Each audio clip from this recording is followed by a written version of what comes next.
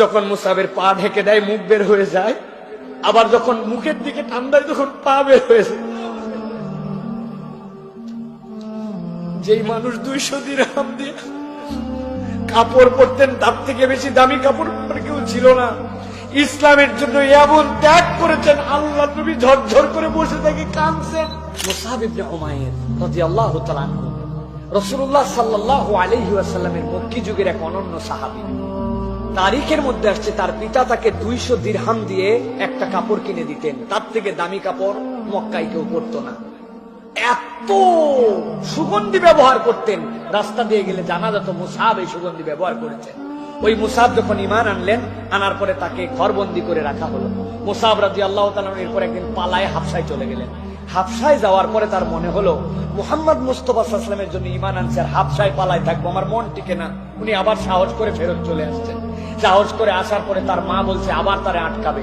মারে বলছে এবার যদি আটকাও, হাতের কাছে তলোয়ার পাইলে ডাইনে বামে কারো দেখবো না, সবগুলারে শেষ করে ফেলবো।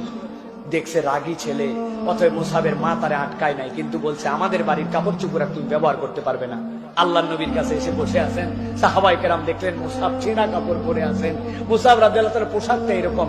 নবীজি বললেন ও আল্লাহর জন্য ত্যাগ করে আসছে, ওকে বসতে দাও। ইতিমধ্যে মদিনা থেকে কিছু মানুষজন আসলেন, মুসআব রাদিয়াল্লাহু তাআলা আনহু বসে আছেন। মদিনা থেকে অনেক প্রতিনিধি দল আসলেন, আল্লাহর নবীর হাতে হাত দিয়ে তারা অনেকেই ঈমান আনলেন।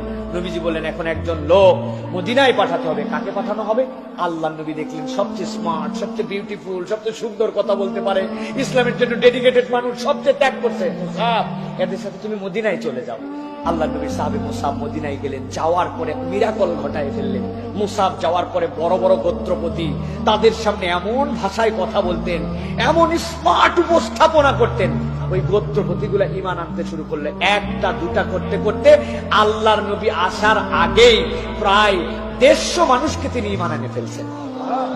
মুসআব রাদিয়াল্লাহু তাআলা আনহু মদিনায়, আল্লাহর নবী চলে আসলেন। মুসআব রাদিয়াল্লাহু তাআলা আনহু এর পরে বদরের যুদ্ধ হলো। বদরের যুদ্ধেও তিনি বীরত্ব প্রদর্শন করলেন। মুসআব রাদিয়াল্লাহু তাআলা অল্প দিনে অনেক পুরাণ রক্ত করে ফেলেছিলেন। এই মুসআব রাদিয়াল্লাহু তাআলা আনহু যখন উহুদের যুদ্ধ, নবী করিম সাল্লাল্লাহু আলাইহি ওয়াসাল্লাম বললেন কার হাতে পতাকা দেওয়া হবে?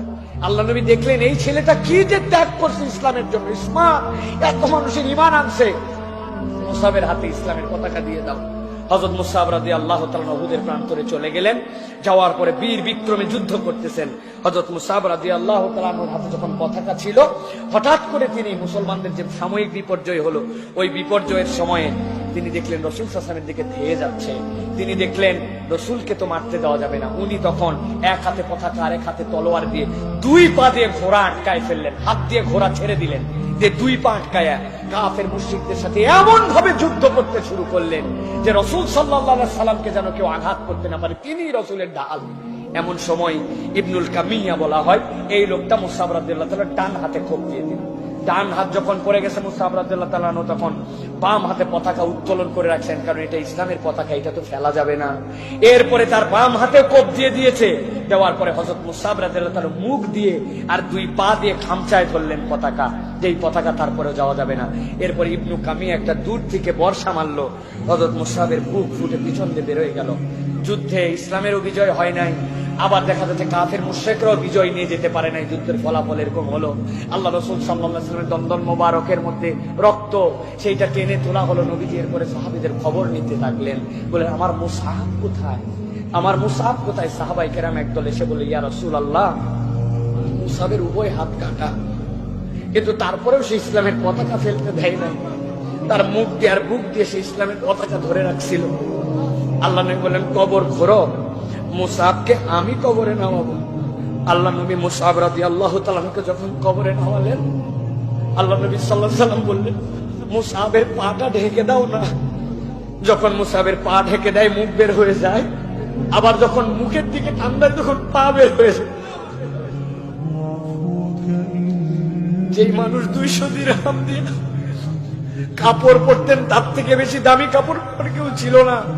ইসলামের জন্য এমন ত্যাগ করেছেন, আল্লাহ নবী ঝরঝর করে বসে থেকে কাঁদছেন আর বলছেন মুসআবের জন্য তোমরা দুঃখ পেও না, মুসআব আল্লাহর জন্য এইগুলা ত্যাগ করছে, আল্লাহ তার জন্য জান্নাতে কি ব্যবস্থা রাখছেন এটা কেবল আল্লাহই জানে।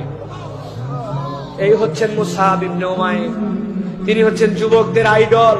তিনি ইসলামের পতাকা কখনো মাটিতে ফেলতে দেন নাই। ও যুবক, আমি বলবো ভাই, তোমার দুনিয়ার বেশভূষা, দুনিয়ার চাকচিক্য, দুনিয়ার স্মার্টনেস, এটা অর্জন করা অথবা বর্জন করে দিতে ইসলাম বলে না। তবে এইটাকে তুমি আল্লাহর জন্য ডেডিকেটেড বানাও, তোমার সকল কিছুকে আল্লাহর জন্য উৎসর্গ করে দাও। আল্লাহ রাব্বুল আলামিন তোমার জন্য মুসআবের জিন্দেগি দান করবেন ইনশাআল্লাহ। অতএব এই মানুষগুলোর জীবন আমাদের জানতে হবে, এখান থেকে অনুপ্রেরণা নিতে হবে।